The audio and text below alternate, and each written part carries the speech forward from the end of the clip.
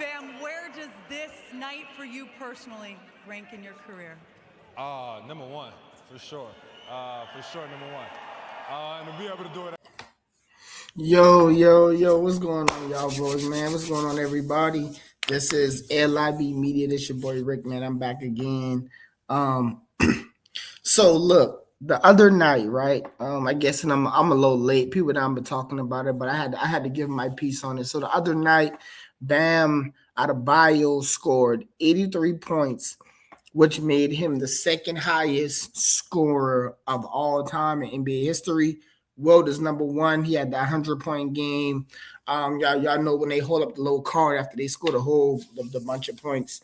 I didn't see the game, so I'm just flat out say that I didn't see the game. It was more exciting games that was on at the time, but kind of got to go back and watch it and kind of get a good gist of what was going on in the game. And so in a moment like this where you want to show love and show appreciation, it's a couple of things, right, that's going on. And mainly, I'm going to give my thoughts on more of the controversy behind the 83 points more than the actual game itself, right? So shout out to Bam for doing that. He etched himself in the history books. That would be really, really hard to pass. But so this is what is going on, right? Because he passed Kobe, the late great Kobe Bryant, is one. Two is the way he ended up getting the 83 points towards the end of the game. That's two.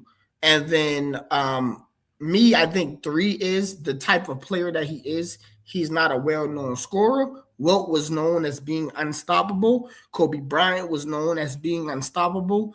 Bam is not known as a scorer. He's known as a great starter, not perennial, but he's made all-star games. So he's an all-star caliber player, a great player you would want to have on your team, but is not known for it. So I think the combination of these three things, you put them in a pot, stir it up, and make gumbo. The combination of these three things together, I think, makes it so that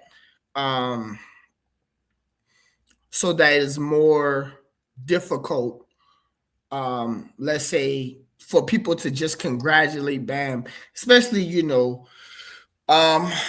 with the way sports are looked at nowadays, right? Of course, right? So with that being said, let me kind of break it down. So I think first things first, Bam passing Kobe does not replace the Kobe Bryant game. Now, there's a couple of misconceptions. The Lakers were losing that game at the time when Kobe was really starting to heat up and he was taking over the game.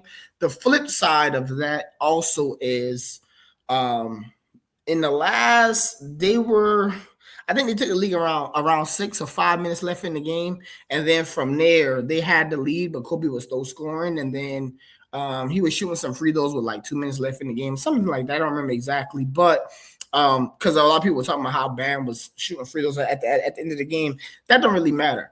I just want people to understand that Bam scoring 83 does not replace what Kobe did. What Kobe did in that game was legendary, and he will always be known for it.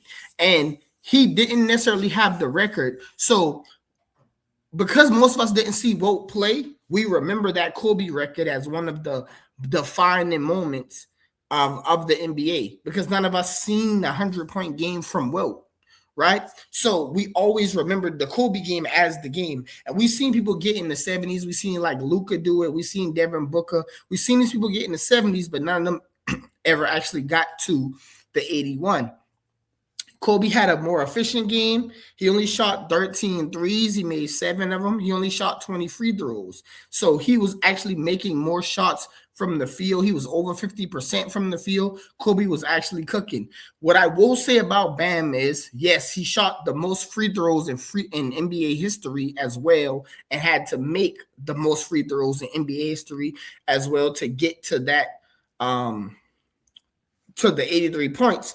So you can bring that up. The stuff that Eric Spoelstra them did at the end of the game, where the dude kind of purposely missed a free throw, they fouled, but I'm personally not mad at them. If a record, in my opinion, if a record is in your grasp of taking it, you try to take it. I said the same thing about Saquon with the Eagles when he sat the last game. Play. Yes, you want to win a championship. That's why you play the game, and I agree with that.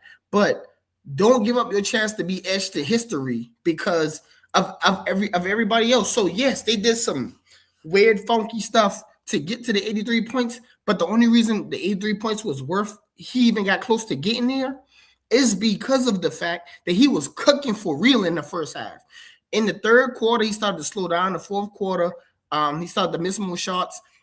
Yes, he shot 22 threes or something like that. But yes, that's because at the beginning of the game, he was cooking. You could tell his leg, your legs start to get tired throughout the game and stuff. And so he needed to make more free throws towards the end of the game to keep it going. But he did score a legitimate 43 points at halftime.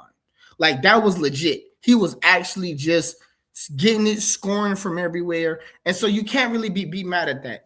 I want all the Kobe fans to understand, like, Kobe is going to be Kobe.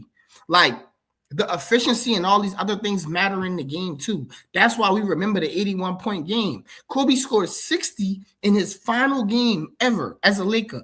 A super inefficient 60 points in his career, right? But we were all rooting for him because it was Kobe, and we knew that was his last hurrah, and we wanted to look great. So we've seen moments like this throughout NBA history where people have Kobe shot the ball 50 times, I think, to get 60 points. So it's like, it's fine, it's okay. That will never replace that Lakers game when Kobe scored 81 was iconic. Now to go to the part of, because it's Bam. I know, like, y'all, I understand. I feel like if it was a more of a higher scoring caliber player, like if Shea scored 81, I think people would feel less about it because we know Shea is the first ballot Hall of Famer when he's done playing basketball, and I think that bothers people sometimes too. But I would say if you were in Bam's shoes, you got a chance to put yourself in history because you're going to be known for that more probably than your overall NBA career. That means when he's in his 60s and he's walking down the street, people are going to remember that he scored 83. They're not going to remember how he got it. They're not going to remember how wonky the game was. They're going to remember, man, you scored 83, man.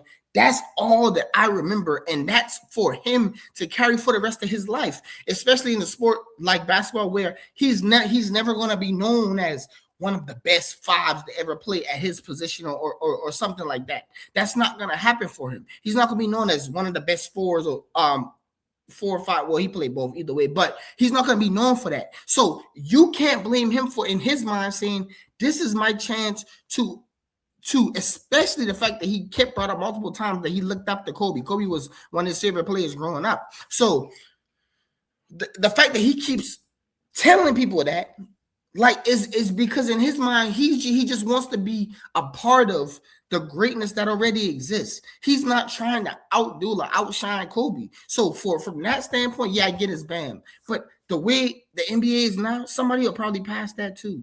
And when somebody gets close to it, they're going to pass it because they're going to do the same stuff to get past it. That's just how it works. So I think overall, I want to say, like, we can be happy for the accomplishment, right? You don't have to always compare it like, oh, well, this is this is that, because that's all I've been hearing. And in my mind, I grew up a Kobe fan. And that's not going to change the way I feel about what Kobe did that night. Because if you were able to see it around that time, we wasn't seeing anything like it. It was Kobe just locked in the zone. Every shot he shot looked like it was going in. It was a very efficient game. And we remember that efficiency. And Bam being a pretty bad free throw shooter, came in that game and said, you know what I'm going to do? I'm going to hit free throws. I'm going to do what it takes to get that record. And that's all I got to say about it, man. I think right now we're just too unappreciative about sports. It can be great players, like, in our face, and we want to always be like, man, well, What he did ain't better than that person. Yeah, ain't nobody asked that though. Ain't nobody said that. We just say, hey, this what happened. So I don't know, man. Y'all give me y'all thoughts on it, man. I think this whole thing has just gotten blown out of proportion. How, the way he got to it. I mean, we've seen all kind of people do stuff.